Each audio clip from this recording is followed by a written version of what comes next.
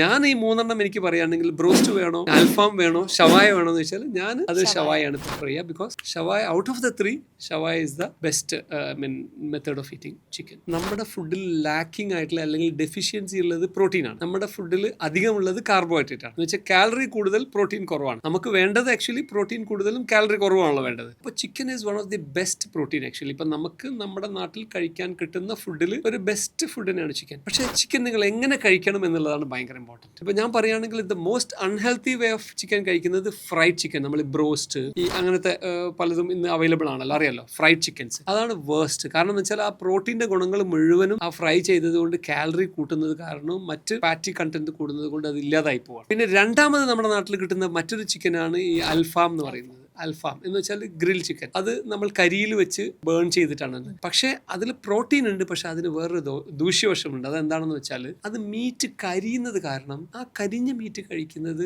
കുടലിന്റെ ക്യാൻസറിന്റെ ഇൻസിഡൻസ് കൂട്ടുമെന്ന് പറയുന്നുണ്ട്.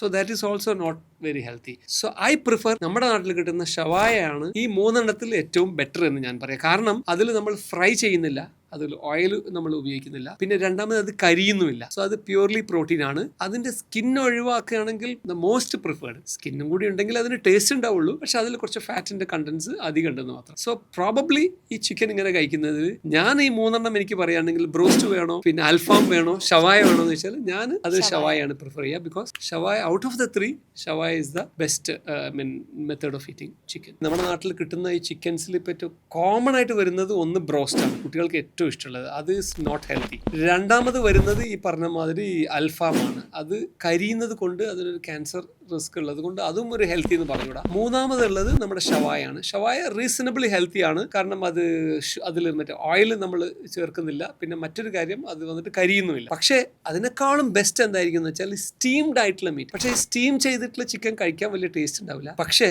അത് ഈ മന്തിയിലൊക്കെ സ്റ്റീം ആയിട്ട് വരുന്നുണ്ടല്ലോ, അങ്ങനെ വരുമ്പോൾ അതിനൊരു ഫ്ലേവേർഡ് ആയിട്ടുള്ള ഒരു ചിക്കൻ ആയിരിക്കും. പ്രോബബ്ലി നമ്മുടെ നാട്ടിൽ കഴിക്കുന്ന ചിക്കനിൽ ഏറ്റവും ബെസ്റ്റ് ആയിട്ടുള്ളത് ചിലപ്പോൾ ഒരു സ്റ്റീംഡ് ആയിട്ട് വരുന്ന ഈ ചിക്കൻ ആയിരിക്കും.